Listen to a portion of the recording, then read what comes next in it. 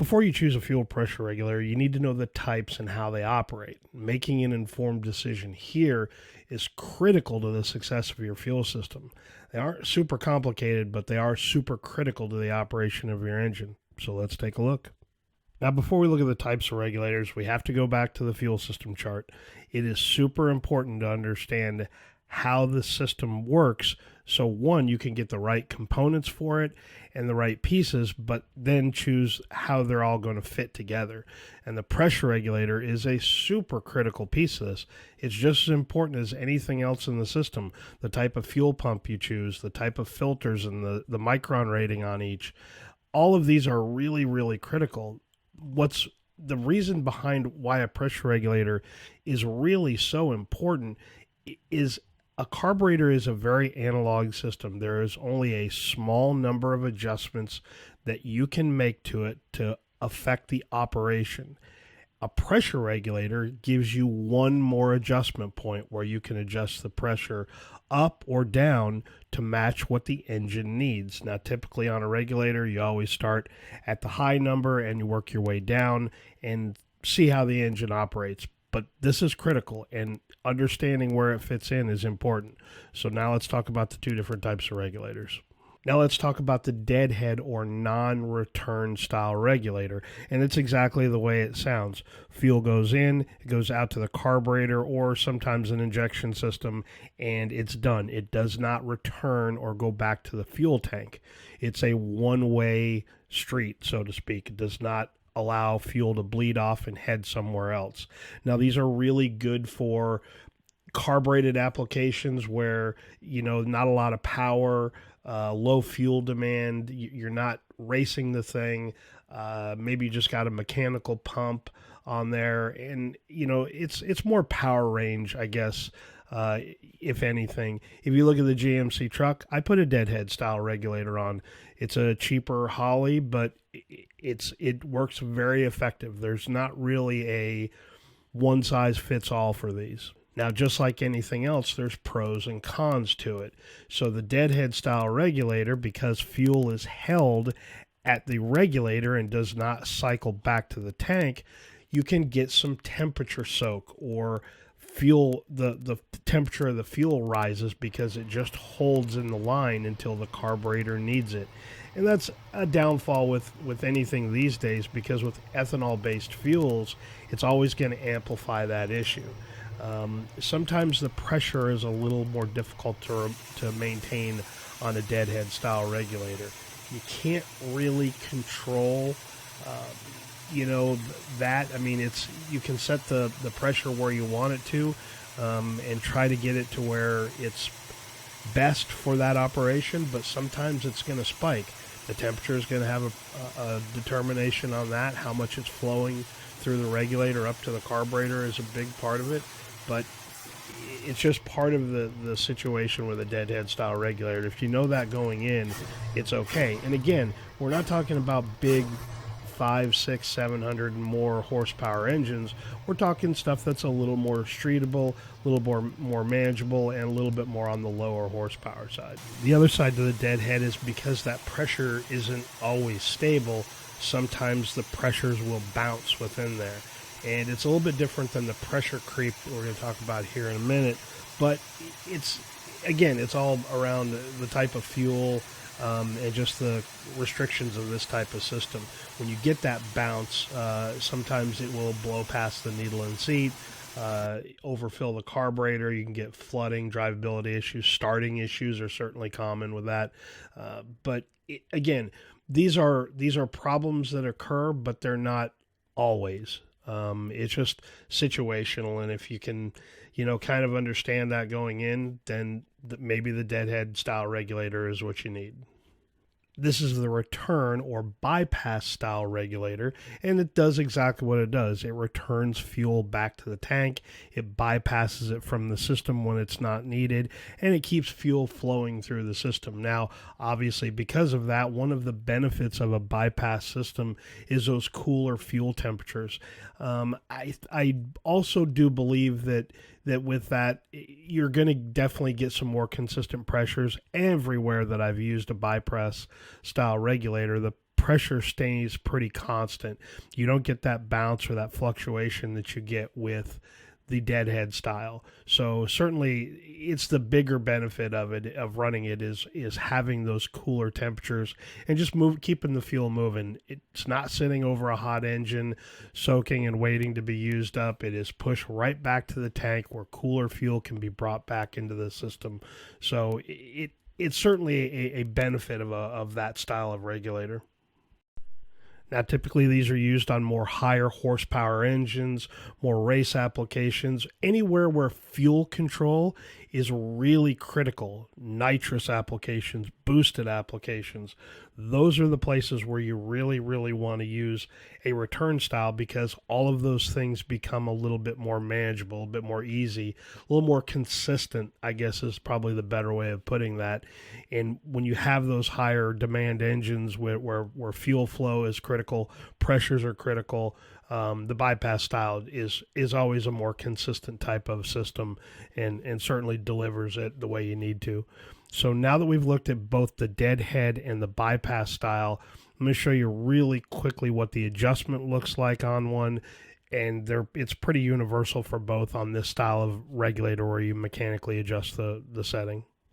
Now, these types of regulators have an adjustment on the top of it that has a lockdown nut and an adjustment screw that goes in and out. And if you read the instructions on the regulator you buy, it'll tell you if you screw it in, which way the pressure goes. If you go back out with it, what the pressure does there.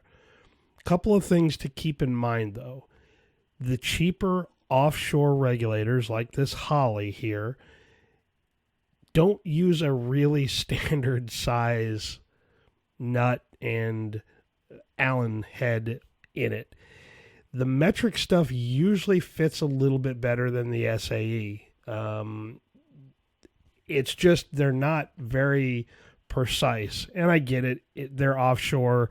They're never going to be really good when it's the cheapest regulator you can buy. It's just something to be aware of if you're not used to, if you got an older school vehicle and you're not used to using any metric type stuff on there, well, you're going to have to use it. I think the Allen key is 5.5 on this Holley was the best one that fit, and then a 16 millimeter on the lockdown nut. So just one thing to keep in mind.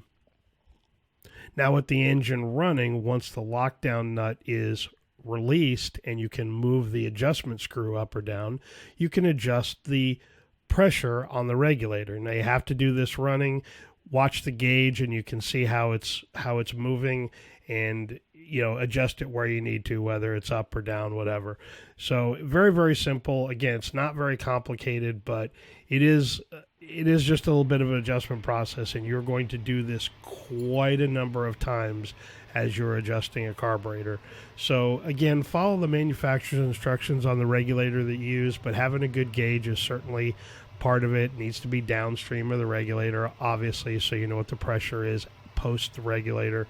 And again, it's not a very complicated process, but very, very simple. Just make sure that you get the nut locked down when you're done. You don't want that screw walking in and out. Now let's talk about the types of fuel pumps that we use with the regulator, because this becomes a big part of the decision-making process. On a mechanical pump, gallons per hour is usually fairly decent if you get one that's got a really good rating on it. Pressures are fairly low on it. Usually in that 7 to 9 pounds of pressure is about their max. So really, with this style of fuel pump, a deadhead style regulator is not a bad choice. Again, it all really depends on how much power you're going to produce. But mechanical pumps, the standard off-the-shelf, good ones by Edelbrock, Holley. Again, for most circumstances, that deadhead style is going to work with this just fine. Now, when we get into the smaller volume little electric pumps like this one from Edelbrock, again, the pressures are fairly low, the gallons per hour are fairly low, and a deadhead style regulator is not a bad choice. Now, certainly a bypass regulator, if you have the provision in the tank and you can run it, I'll always recommend that you run a bypass regulator on any fuel system. But if you're a little limited in what you can do, you don't want to drill into the tank to put the return line in, this type of fuel pump, a deadhead style regulator is just fine. Now, this is a fairly low gallons per hour, but it's also a low pressure pump. So, again, fits kind of right into that lower horsepower, under probably 400 horsepower ish for this type of pump. Now let's talk about the bigger electric pumps, and these are where you get into a little bit more of some more consideration. Now the gallons per hour go up on these. Typically the pressures are can be a little bit higher on this style of pump. We can also look at an aeromotive style pump that goes in the tank where the pressures are very high, but it's just a different style of pump. It's an in-tank electric pump is what it is. Now, one consideration that you have to think about on this style of pump is the amp draw that a deadhead style regulator is going to cause on that pump. Now, that will just make the pump run a little bit hotter. Typically, they're relay fed and fused, so you typically won't get into a situation that would cause an issue there, but it is going to cause that pump to run a little bit hotter, a little bit harder. So that's where a bypass style regulator makes a really, really good decision with this style of pump. It just helps out maintain the life of the pump and keep that free flowing fuel flow going through there, and again, all the benefits of a bypass regulator. So how do these regulators fit into a fuel system? Well, let's draw that out, and I'll show you how this deadhead and the bypass style regulators work. So in the deadhead style, you've got a pump which feeds, in this instance, on this regulator, the bottom of the regulator. You've got two options because you got two outlet ports. You've got one that can go out and directly to the carburetor, or you've got the other side, which, if it's a single fed carburetor, is not used. You just block it off. And that's it. You don't have any other consideration. There's no other ports to worry about. Those are the two that go to the carburetor. So on a single feed like an Edelbrock, that's how that one would work. Now let's take a look at this if it was a dual feed carburetor. So same situation, we start with the pump and it feeds into the bottom of the regulator. Same thing, you've got one side that goes out to one side of the carburetor, the other side goes out to the carburetor, and you're done. So in a dual feed, you're just using both of the outlet sides of the the regulator, and the pump feeds in from the bottom. When it is a single feed system, you just have to pipe plug off one of them and you're done. Very, very simple, very, very easy, not overly complicated to understand. Now let's talk about a bypass regulator on a typical EFI setup. And here you have to kind of consult the manufacturer of the regulator you use to make sure you're using the right ports. But in this instance, the aeromotive pump on the sides has the inlet of the regulator, or the inlet of the fuel into the regulator. So one side of the regulator will come from the pump, the other will go out to a deadhead style fuel rail. And in this case, the bottom port is the return that goes back to the tank. So it's a very, very simple setup. It's typically more on the OE side of things if you're working on that type of system. But again, it's a little limiting in it, but again, it's still a return style system. So let's talk about how a bypass regulator works on an typical aftermarket EFI setup. You've got the pump that feeds directly into the fuel rails, both sides of the engine, and then because you've got the two inlet sides of the regulator, it will go directly into the regulator on this aeromotive one. The bottom is the return line going back to the tank, and that's what the setup looks like. The regulator is set after the fuel rails, and the pressure that it holds on the backside of the system between the pump and the regulator is what regulates the pressure to the fuel rail. So a little bit different looking setup, but really it's just where you put the fuel in, where the return comes out, and that's it. So that's typical of an EFI, an aftermarket EFI setup. Some are a little bit different, but for the most part, that's a general snapshot of what they tend to look like. Now let's take a look at a carbureted bypass system, because it's a little bit different, and I don't have one of those regulators, and they definitely look a little bit different. And I'll leave an image to an aeromotive one up so you can see what it looks like. But the inlet is in the front of the body of the regulator, and then the two on the sides are still the inlet side or the outlet side of the regulator, the bottom is still the return. So again, it just looks a little bit different, but it's still the same setup. So you come from the pump to the center of the regulator. The two on the outside are going to go to the carburetor, and then the bottom is the return line that goes back to the tank. So again, it looks a little bit different, but still the same setup essentially. You just have an additional port on here, which I like. Again, I don't have a example of that regulator here, but it's all the same. You know, you're still feeding it. It's still sending it to the carburetor at the pressure it needs. You still got the return line ends up being a bypass. So when the pump, the pressure is not required, or the pump's not, or it's not pushing fuel to the carburetor because it's not commanding it, you'll just bypass the regulator, or bypass the carburetor through the bottom of the regulator and back to the tank. So essentially it's a bypass regulator at this point. Let's take a look at the inside of this regulator so we can kind of see how it works and see what it means to be a rebuildable style regulator. Now, this is an Edelbrock one. It's a carbureted one, so the spring in here isn't under a lot of pressure. The EFI ones are in considerably more pressure, so you have to be a little bit careful taking it apart, but because this one's such low pressure, it's not that big of a deal. Most of these are pretty similar in their design, where you've got 4 Allen head screws that hold the top down, that holds the adjuster, and just take those out. And on the inside, you've got a spring that holds the diaphragm down. The top of the spring, the adjuster, the little Allen head adjuster that's on the outside, pushes the spring down, and it creates the amount of pressure needed to keep the diaphragm closed. So less pressure would be the up on the adjustment screw, and down would give you some more pressure.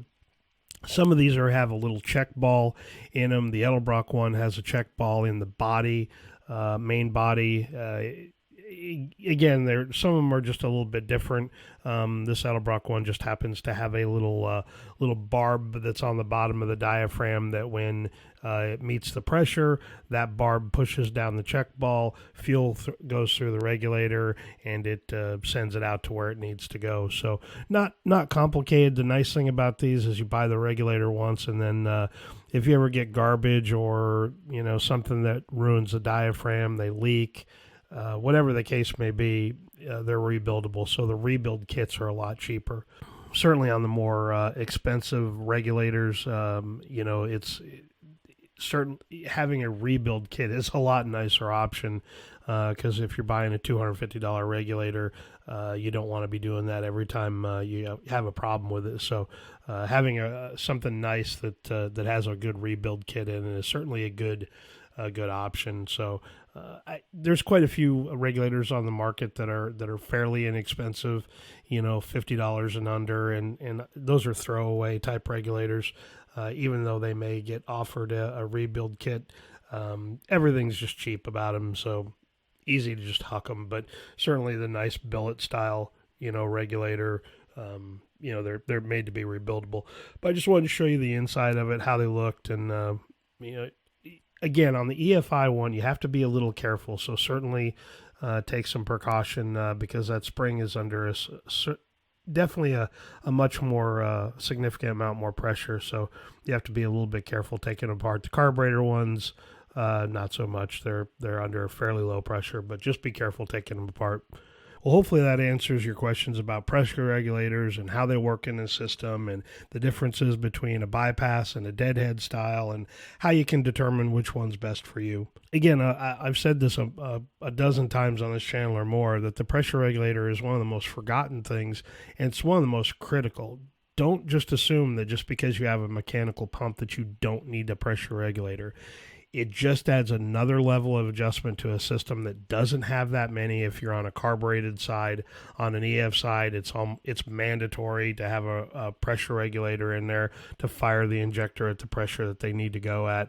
So very, very nice addition to a good muscle car, fuel system. And again, it's one that adding it helps you solve a lot of problems, cure a lot of issues, and certainly makes the whole system much better.